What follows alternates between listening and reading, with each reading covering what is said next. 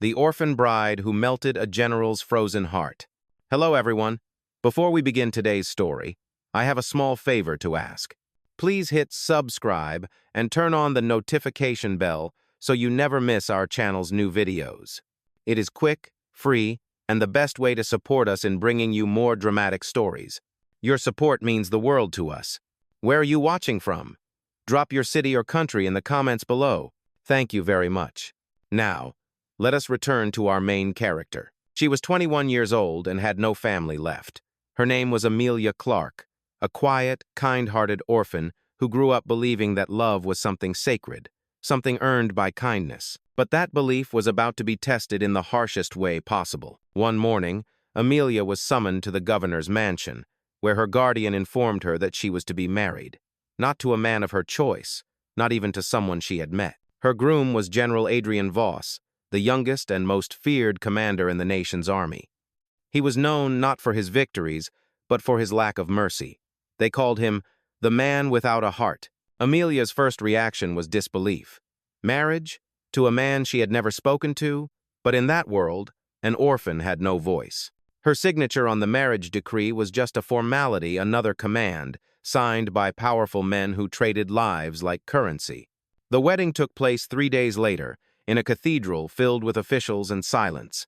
The air smelled of candle wax and polished marble. Every step Amelia took down the long aisle echoed like a warning. Her white dress felt heavier than armor. The veil trembled, not from the wind, but from fear. At the altar stood General Adrian Voss, tall, sharp-featured, his uniform pressed to perfection. His eyes were pale, unreadable, almost metallic. He did not smile. He did not even look at her. When she reached his side, he simply nodded to the priest and said, "Proceed." There was no music, no warmth, no blessing. When the priest said, "You may kiss the bride," Adrian simply turned his head slightly, giving no gesture of affection. The guests remained seated, hands folded, as if attending a military briefing rather than a wedding. Amelia's heart pounded painfully inside her chest.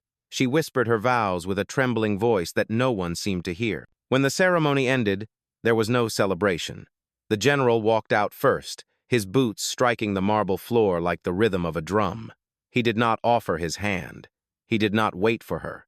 Outside, the rain had begun to fall soft at first, then harder, until it blurred the city lights. Amelia climbed into the waiting car alone.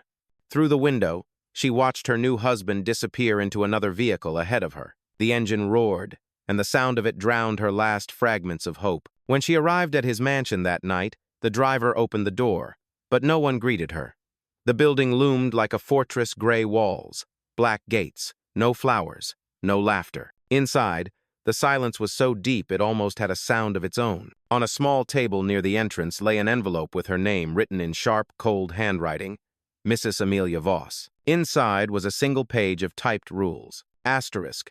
Coffee will be served at 6 a.m. Asterisk. Meals will be taken separately. Asterisk. No contact unless necessary for public appearances. No personal questions. Asterisk. No expectations of affection. At the bottom, it was signed Adrian Voss. Amelia stared at the paper for a long time before tearing it into thin strips. The sound of paper ripping was the only defiance she could afford. As the pieces fell to the floor, she whispered to herself, "Maybe love cannot be ordered, but neither can silence." And with that, the orphan bride took her first step into the mansion of the heartless general, unaware that her quiet courage would soon challenge the coldest soul the world had ever known. The night after the wedding passed without a single word exchanged. The mansion stood silent, surrounded by the endless hum of rain hitting the windows. When the morning light crept through the heavy curtains, Amelia was already awake. She had barely slept. The clock on the wall ticked sharply at 6 o'clock, and right on time, the sound of footsteps echoed down the hall. A maid entered, quiet and expressionless. "Breakfast is served in the east dining room, Mrs. Voss." The title felt foreign, like a costume that did not belong to her. Amelia thanked her softly and followed the hallway, her bare feet brushing against the cold floor. The dining table stretched like a runway, long enough for 20 people, yet only one seat was occupied his. General Adrian Voss sat at the far end, a newspaper in hand, his uniform perfectly pressed even at breakfast. He did not look up when she entered. "Good morning," she said, her voice careful, almost shy. Morning, he answered flatly, eyes still on the paper. A silver coffee pot gleamed between them. Amelia poured herself a cup, the clink of porcelain filling the silence. For several minutes neither spoke. The only sounds were the steady turn of his newspaper pages and the faint crackle of the fireplace. Finally, Amelia dared to ask, "Is this how it will always be?" Adrian lowered the paper slightly. "How what will be?" "This," she said, gesturing around them. Two strangers pretending to share a life. He paused, his eyes meeting hers for the first time. They were pale, gray, sharp as steel. "We are not pretending, Mrs. Voss. This is an arrangement. It is better to accept it than to suffer from expectations." Her throat tightened, but she nodded. "You speak as if love were a weakness." He folded the newspaper neatly. "In my world it is." He stood, his chair scraping against the marble floor. "I have duties to attend to. You may use the house as you please, but do not interfere with the staff. My study is off limits." And just like that, he left. The heavy door closed behind him, leaving Amelia in a silence that felt almost alive. She stared at his untouched breakfast and the thin curl of steam rising from his coffee cup. The world he lived in was made of precision, control, and walls thicker than the mansion itself. Days turned into weeks, and every one of them felt the same. 6 o'clock breakfast. Solitary walks through echoing corridors. The occasional glimpse of him returning from work, shoulders squared, face unreadable. He would nod politely, as one might acknowledge a servant, then disappear into his study. But Amelia was not built for quiet surrender. The loneliness that once frightened her began to turn into curiosity. What kind of man lived without laughter, without warmth, without music? One morning, she wandered into the garden. The grass was overgrown, the roses wilted, their petals brown at the edges. The fountain at the center had long stopped running. She knelt and touched the cracked stone, her fingers tracing the dry lines where water once flowed.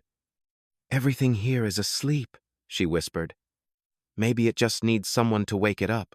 Later that afternoon, she found the courage to open one of the mansion's tall windows. Sunlight flooded the hallway, and for a moment, the house seemed to breathe again. She stood there, letting the light touch her skin, but the moment was short-lived. Behind her, a voice cut through the air.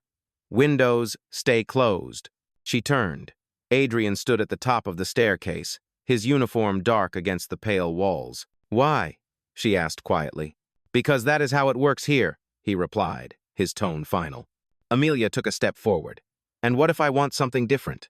His eyes narrowed. "Then you will learn that wanting does not change reality." He turned and walked away. The echo of his boots faded, but the defiance he left behind did not. That night, Amelia sat on the edge of her bed, her mind restless. She looked at the closed door between their rooms, the invisible wall dividing them, and whispered, "If I must live in your world, I will not do it quietly." The next morning, she broke one of his rules. She appeared in the dining room 10 minutes late, her hair down, wearing a soft blue dress instead of the stiff gray uniform the staff had laid out for her. Adrian glanced at his pocket watch, then at her. "You are late." "I know," she said, calmly pouring herself tea. He waited for an apology that never came. For the first time, a flicker of something irritation, maybe surprise, crossed his face. And that was when she realized it. The cold general could be shaken, not by rebellion, not by argument, but by presence. As she lifted her cup, her hands no longer trembled. Her voice was quiet but steady. "Perhaps the rules of this house are not as unbreakable as you think, General." He did not reply. But long after she left the table, Adrian remained seated, staring at the open window she had left behind. Sunlight spilling across the tablecloth. Something had changed. He could feel it, though he would never admit it. The air was different now, and for the first time in years, the heartless general felt something other than order. He felt a beginning. The morning sun crept through the window that Amelia had refused to close, turning the air inside the mansion a shade warmer. For the first time since her arrival, she heard birds outside, soft, distant, almost hesitant, as if the world itself was testing whether this house still remembered how to live. Adrian noticed the change immediately. He passed the open window on his way to the study, his jaw tightening. The curtain swayed gently, and a line of sunlight stretched across the floor like a quiet rebellion. He did not close it. Instead, he simply stared for a long moment before walking away, leaving the window open. Amelia watched from the corridor above, her hand resting on the railing. She did not smile, but something deep inside her stirred. The small victories mattered. In the days that followed, the routine inside the mansion began to shift. The staff, once silent and mechanical, now spoke in whispers when Amelia passed. The cook began adding color to the meals, fresh herbs, fruit, small signs of life returning.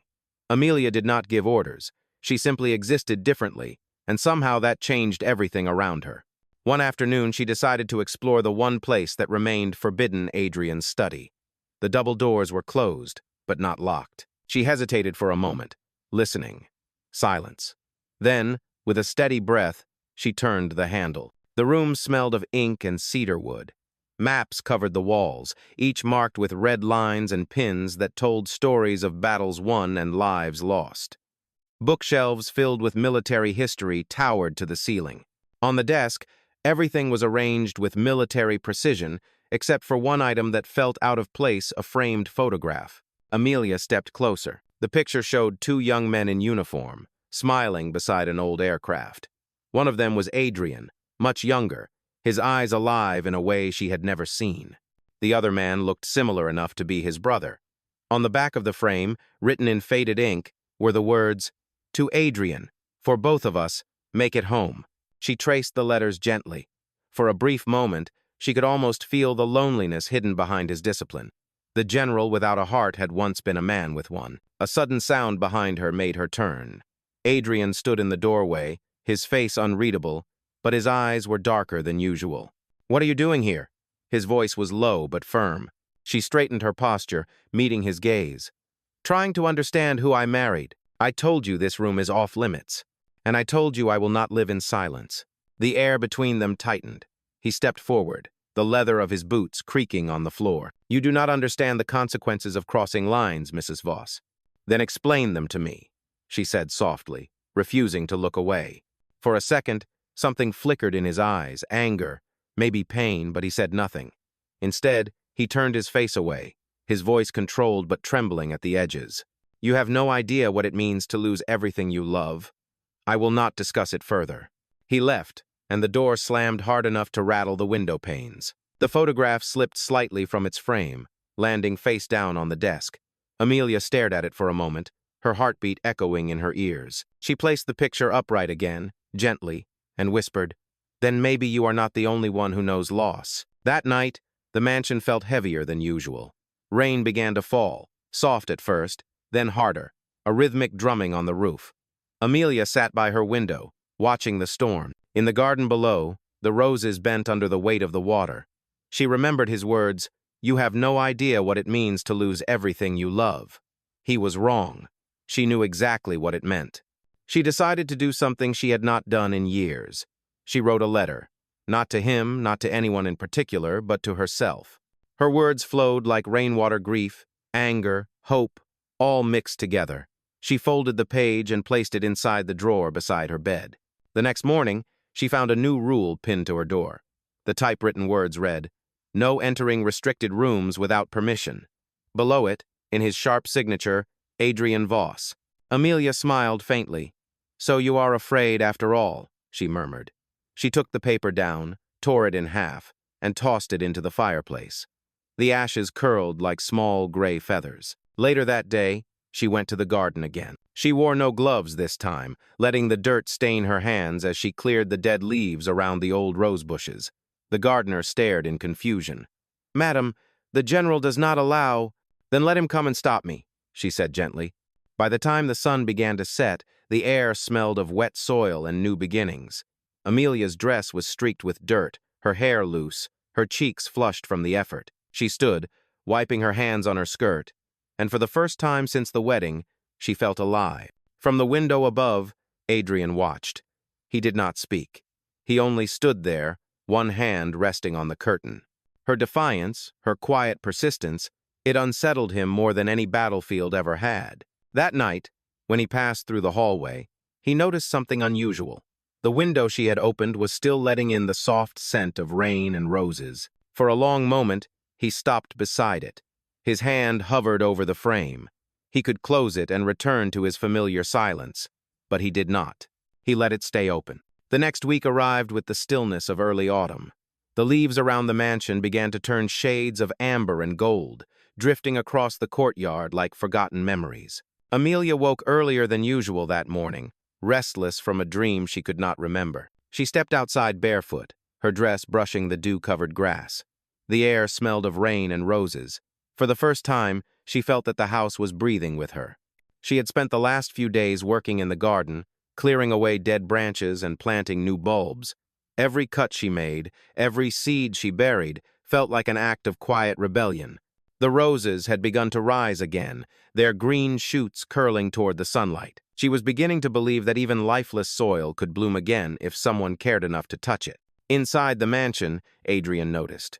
He did not say anything, but the change was impossible to ignore. The scent of fresh earth followed her wherever she went. The maids seemed less afraid to speak, the air less heavy. At breakfast, he glanced at her more than once. She caught him once, and instead of pretending not to notice, she met his gaze. Neither of them looked away. That evening, when she entered the library, he was already there.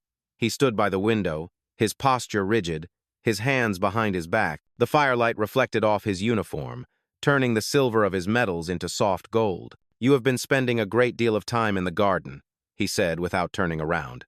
"I have," she replied simply. "It needed care. The gardener could have done it." "I know," she said, walking closer. "But the gardener does not love the flowers. He only trims what he is told. There is a difference." Adrian turned slowly, studying her. "You speak as if this house can feel." She smiled faintly. "Maybe it can. Or maybe I just need to believe that it can." He held her gaze for a long moment before speaking again. "You are changing the staff's routine." "I am not changing anything," she said softly. "I am reminding them that they are human." There was silence. The fire crackled, filling the space between their words. Adrian finally said, "You disobey my rules often. Then perhaps they were not worth keeping." He took a slow step toward her. "You are not afraid of consequences." Amelia's voice did not waver.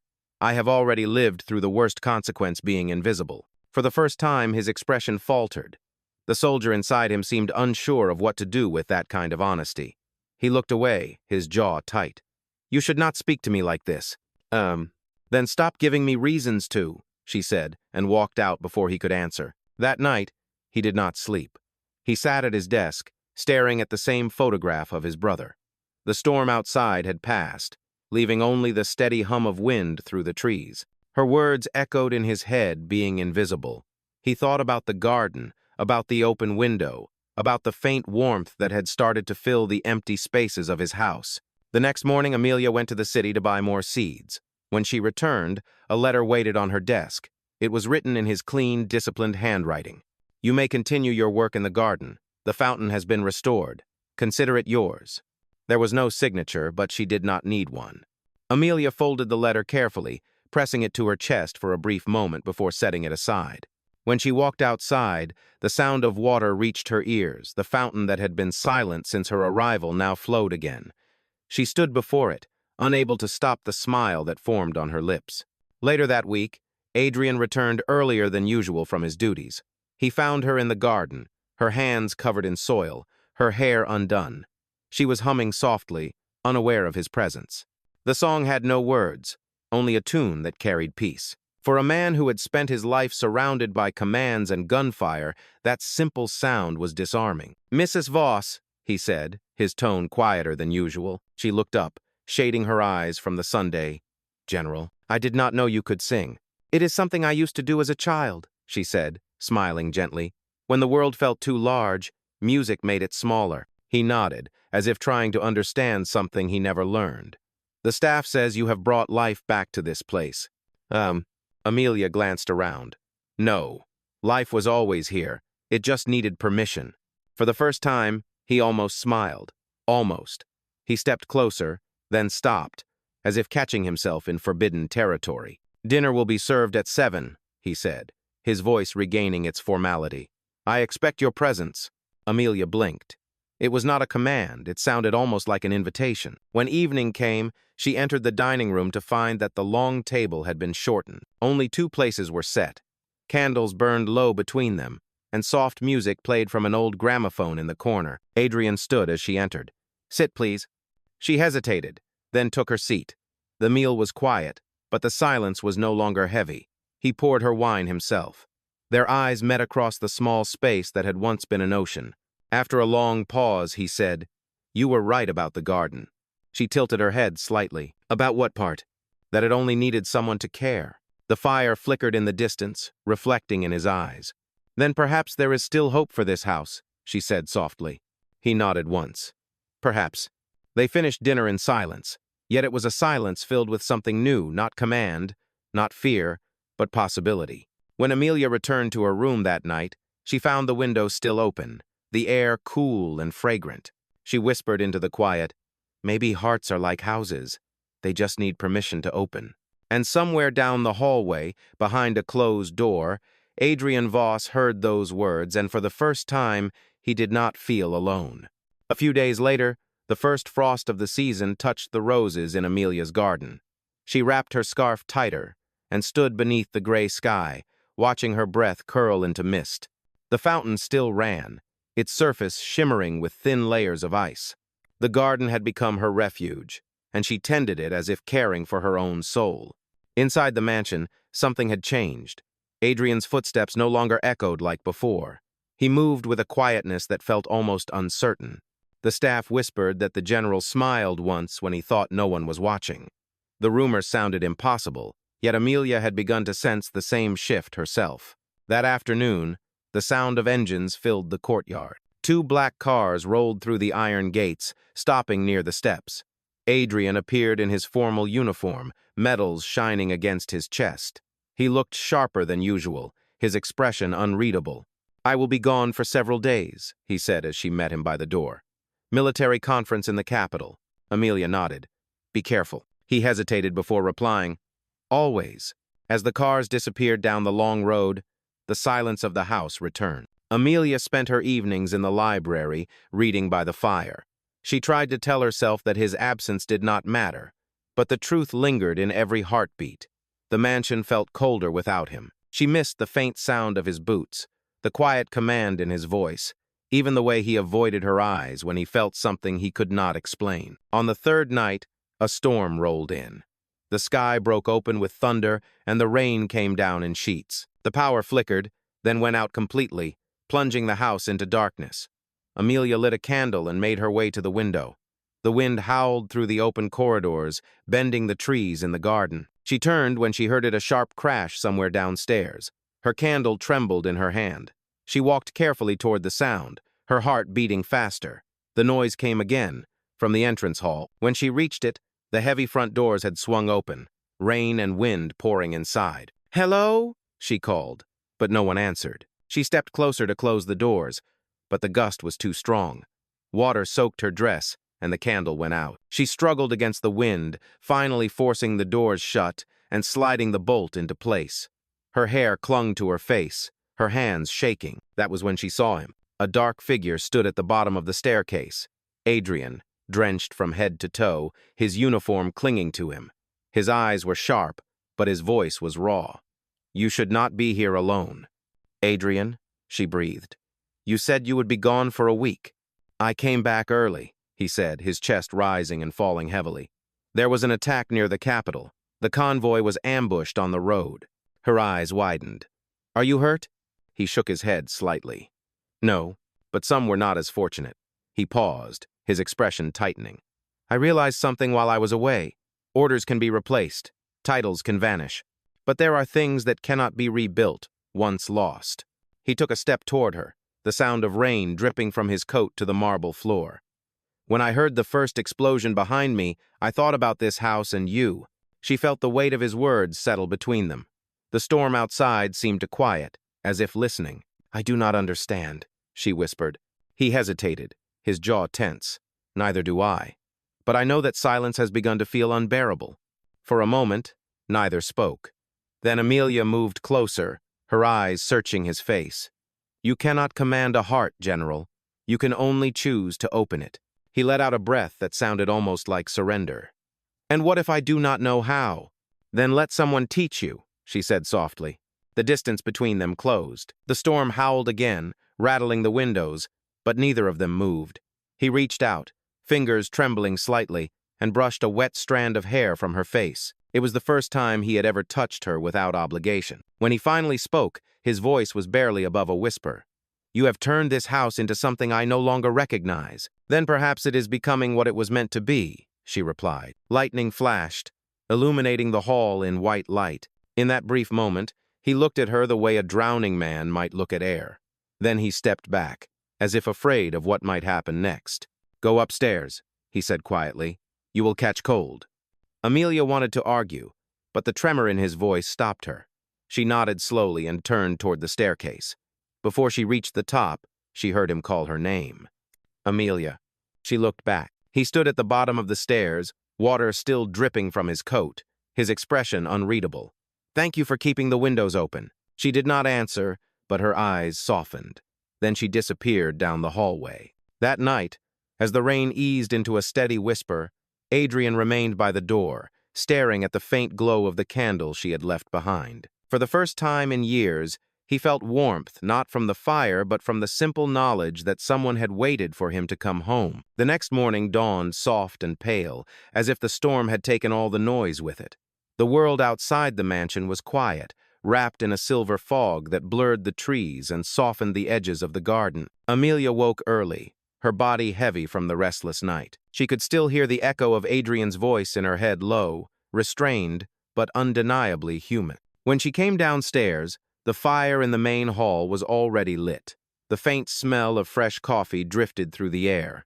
On the dining table sat a single cup, steaming, with a folded note beside it. The handwriting was unmistakable. "You once said the garden needed permission. Perhaps I do too." She read it twice, her fingers trembling slightly. It was not a declaration of love, not even an apology, but it was something far rarer from him, an admission of vulnerability. She tucked the note into her sleeve and stepped outside. The ground was soft beneath her shoes, and the roses still carried drops of rain from the night before. The fountain sang quietly, the water catching the morning light. Amelia closed her eyes and let the cool air fill her lung. For the first time since her wedding day, she felt like she belonged to something, if not to him, then at least to the moment. By afternoon, Adrian had joined her outside. He wore a dark coat instead of his uniform, the absence of medals making him look almost ordinary. He stood by the garden gate for a while before speaking. "You wake early," he said. "So do you," she replied without turning. "I was not always like this," he said quietly. "There was a time when I slept easily." "Oh." She looked at him, her eyes calm. "What changed?" "The war, the noise, the silence after." His voice drifted like smoke. "I buried my brother with my own hands. After that, sleep felt like a luxury I did not deserve." Amelia's gaze softened. "That is why you closed the windows." He nodded once. Silence was safer. She stepped closer, her hand brushing against the edge of his coat. "But silence is not peace, Adrian. It is only another kind of battle." He looked at her for a long moment, and she could see the war behind his eyes, discipline against desire, control against compassion. Then, for the first time, his posture loosened. His voice lost its armor. "You should not say my name like that," he murmured. "Why not?" she asked.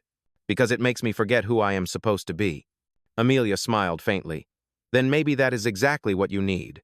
For a long moment, they stood in the soft hum of the morning. The sun broke through the fog, painting the roses gold. He reached out, not in command but in hesitation, and brushed a leaf from her shoulder. His fingers lingered a second too long. She did not move. When he finally spoke again, his tone was different, gentler, unguarded. "There will be a military gala this weekend. It is expected that my wife will attend." Her eyebrows lifted slightly. "You mean me?" "Yes," he said almost awkwardly. "If you wish to." "I do," she replied after a pause, "but not because it is expected." That evening, Amelia stood before her mirror as the maid adjusted the deep crimson gown she had chosen herself. It was bold, nothing like the pale dresses she used to wear. When she descended the staircase, Adrian was waiting at the bottom. His eyes widened for just a heartbeat before he composed himself. "You look—" He stopped, searching for the right word. "Different." She met his gaze. "Alive?" He gave a single nod. "Yes." Alive. Oh. They arrived at the gala together, the ballroom glittering with light and sound. For the first time, Amelia was not just a name on his arm. People turned to look, to whisper. She held her head high, her hand resting lightly on his sleeve. Throughout the evening, she noticed how often his eyes found hers across the room.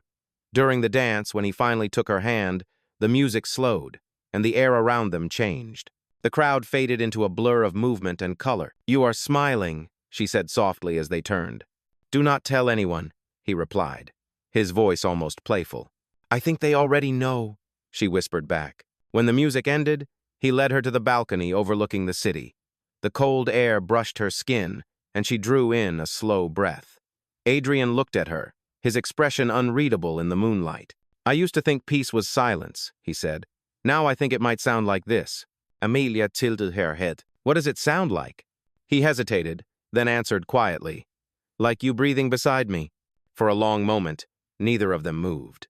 The city lights flickered below, and the wind carried the faint scent of winter roses from her garden. She looked at him, searching for the soldier in his face, and saw only the man. "Adrian," she said softly, "if you keep standing guard around your heart, you will miss the life waiting inside it." "Mesa." He reached up, his gloved hand trembling as he brushed a strand of hair from her cheek. "And if I let it fall? Then," she whispered, "you will finally feel alive." The silence that followed was not empty. It was full of everything they had not said, everything they had both tried to deny. And when he finally leaned in, the distance between them disappeared like fog in the morning Sunday. The orchestra began another song inside, but they did not return. They stood together beneath the cold sky, their hearts beginning to beat in the same rhythm. For the first time, the general did not feel like a man obeying orders. He felt like a man surrendering willingly, completely, and without regret. The days that followed the gala carried a kind of quiet wonder neither of them dared to name. The mansion no longer felt like a prison. Sunlight filled the hallways that had once been dark, and laughter began to echo faintly through the rooms. Adrian returned to his duties each morning, but every evening he found himself walking through the garden where Amelia worked. She did not ask him to stay, yet he always did. One night, as the wind rustled through the roses, Amelia looked up from her work and saw him standing there without his coat. He was watching her hands, the way they brushed gently against each leaf, the way she hummed under her breath. "You could help," she said with a small smile. "I do not know how," he admitted. "Then learn," she replied softly, handing him a small spade. He knelt beside her, clumsy at first, the soldier unused to gentleness. When their fingers brushed in the soil, he froze, then exhaled slowly. The air around them felt fragile, as if one wrong move might shatter it. "You make this look easy," he murmured. "It is not," she said. "It just takes patience." "Patience," he repeated quietly, almost to himself. "I have spent my life commanding everything around me. It never occurred to me that some things cannot be ordered." She glanced at him, her expression warm. "That is because the best things are not meant to obey." For a long time, they worked in silence. When they finally stood, the moon was high, and the fountain shimmered in the soft light. Adrian looked at the garden, then at her. "You have changed this place," he said. "No," she answered gently. "You have. You let it live again." The next morning, Adrian left early for a routine inspection. Hours later, the sound of sirens and engines echoed down the road. Amelia rushed outside as two jeeps stopped at the gate. Soldiers stepped out, their faces grim. One of them saluted before speaking. "Madam, there has been an attack near the border. The general's convoy was caught in the blast. He is alive, but wounded." Her heart dropped. "Where is he?" "At the military infirmary in the city." Amelia did not wait for permission. Within the hour, she was in the car, the road blurring beneath her as the driver raced through the rain. She clutched her scarf to her chest, whispering the same words over and over. "He will be fine. He must be fine." When she arrived, the hospital corridors smelled of antiseptic and smoke. Soldiers filled the halls, their faces pale with exhaustion. She found his room by following the sound of steady beeping machines. Adrian lay on the bed, pale, bandaged, but breathing. His right arm was immobilized, and there was a cut across his temple. The doctor turned to her. "He will recover, but he needs rest." She nodded, stepping closer. For a long moment, she just looked at him. The man who had once seemed untouchable now looked heartbreakingly human. She reached out, brushing her fingers lightly over his hand. When his eyes opened, they found hers immediately. "You came," he said weakly. "I would have crossed the world if I had to," she replied, her voice breaking. He tried to smile, but his lips trembled. "I told myself I could not love anyone again. I was wrong." Tears welled in her eyes. "Then promise me you will not close the windows anymore." "I promise," he whispered. "But only if you promise not to stop planting." She leaned closer, her forehead resting against his. "Then we have a deal, General." In that quiet room filled with the hum of machines, the war outside seemed far away. For the first time, the soldier and the orphan understood the same truth, that love was not the absence of pain, but the courage to stay even when it hurt. Adrian remained in the hospital for several weeks, his body healing more slowly than his pride. Each day, Amelia arrived with a small bundle of roses from the garden, placing them in a glass jar beside his bed. The nurses began to whisper that the general's wife was changing the mood of the entire ward. The smell of roses and quiet laughter now replaced the sharp scent of antiseptic. He often woke to find her reading aloud from a worn novel or simply sitting beside him, mending the loose buttons on his uniform. Sometimes they talked, but more often they shared silence, the kind that no longer felt heavy. When his strength began to return, he finally said, "You do not have to stay here every day." Amelia smiled.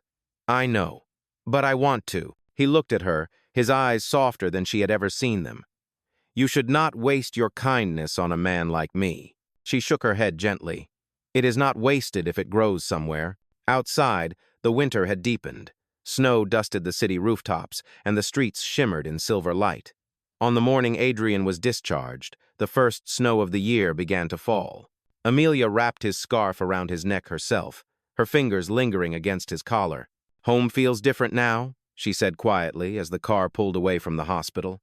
He nodded. "That is because you made it real." When they arrived at the mansion, the staff stood waiting in the courtyard. The garden was covered in frost, but beneath it, the roses still lived. Adrian stepped out slowly, leaning on his cane, and stopped to look at them. "You kept them alive," he said. "They kept me alive, too," she replied. That evening, they ate dinner together by the fire. The light danced across the walls, and the once empty dining room felt warm again. After the meal, Adrian reached into his coat pocket and placed a small silver medal on the table. "This was my brother's," he said. "I carried it with me through every battle, but I think it belongs here now." He set it beside a vase of roses, the metal glinting softly in the firelight. He used to say that bravery was not about war, it was about choosing to love, even when you are afraid. Amelia reached across the table, her hand resting gently on his. "Then you are finally brave, Adrian." For a moment, neither of them spoke. The fire cracked, and snow drifted silently against the windows. Then he whispered, "I never imagined that peace would look like this." Later that night, as he walked down the hallway toward his room, Adrian stopped outside Amelia's door. It was slightly open, and the warm light from her lamp spilled into the corridor. He hesitated before knocking softly. "Come on," her voice called. He stepped inside. She was seated by the window, sketching something in her notebook. When she looked up, her smile was calm and steady. "You should be resting," she said. "I cannot sleep," he admitted. She gestured to the chair beside her. "Then sit." He did. For a while, they listened to the soft whistle of wind through the half-open window. Then he noticed the drawing in her lap, a garden, blooming in full color, with two figures standing beneath the fountain. "Is that us?" he asked quietly. "It is what I hope we become," she said. He looked at her for a long moment, then reached out and took her hand. "I spent so many years learning how to fight. You taught me how to stop." Amelia squeezed his fingers gently. "Then perhaps the war is finally over." He exhaled slowly, his shoulders easing for the first time in years. "Yes," he said almost to himself, "it is over." Outside, the wind carried the faint scent of roses through the snow, filling the room with a promise of spring. The man once called the heartless general sat beside the orphan bride who had taught him how to feel, and in that simple, fragile peace, they both found what they had been searching for all along home. Spring came quietly to the valley. The snow melted from the rooftops, and the garden outside the mansion burst into color once more. The fountain sang louder now, its water catching the light like liquid glass. The house that had once felt like a monument to silence now echoed with life. Amelia stood in the garden wearing a light dress, her hands deep in the soil as she planted new roses. Adrian watched from the veranda, still leaning slightly on his cane. Though his steps had grown stronger, he no longer wore the heavy metals that once weighed on his chest. His uniform had been replaced by a simple linen shirt, sleeves rolled up, his face calm in a way she had never seen before. He walked down the steps slowly, the gravel crunching under his boots. "You always begin again," he said, his voice warm. She looked up and smiled. "That is the only way to live." He crouched beside her, picking up a handful of soil. "It feels strange," he said softly. "After so many years of fighting, I am learning what peace smells like." Amelia pressed a new rose into the earth and covered its roots carefully. "Peace smells like soil, like water, like trust," she said. "It takes time to grow, but it always returns." They stood together, watching the fountain sparkle under the sunlight. The breeze carried the faint fragrance of blooming flowers. Adrian took her hand and held it firmly, his eyes searching hers. "There are many things I have commanded in my life," he said, "but this us will never be one of them. I do not want to command it. I only want to deserve it." Her heart stirred at his words. "Then you already do," she whispered. He reached into his pocket and brought out a small object wrapped in cloth. When she unfolded it, she found the same silver ring she had worn on their wedding day, but this time it fit perfectly. "I had it resized," he said quietly. "The first time we stood together it was forced. This time it is a choice." "Yeah." Amelia's eyes filled with tears as he slipped the ring onto her finger. The garden seemed to fall silent around them. "You once said love could not be ordered," he murmured. "You were right. Love has to be earned." "And it has been," she replied. He smiled, the rare, genuine kind that reached his eyes. "Then let this be the beginning, not the end." As the sun began to set, the light turned golden over the house. The open windows carried the scent of roses and the soft rhythm of the fountain's song. For the first time, Adrian Voss and Amelia Clark did not feel like strangers bound by duty. They felt like two souls who had finally found their way home. And as the camera of time pulled away from the blooming garden and the open windows, the narrator's voice would have said, "Maybe love is not about saving someone or changing them. Maybe it is about standing beside them until they find their own way back to the light, because even the coldest heart can learn to bloom again."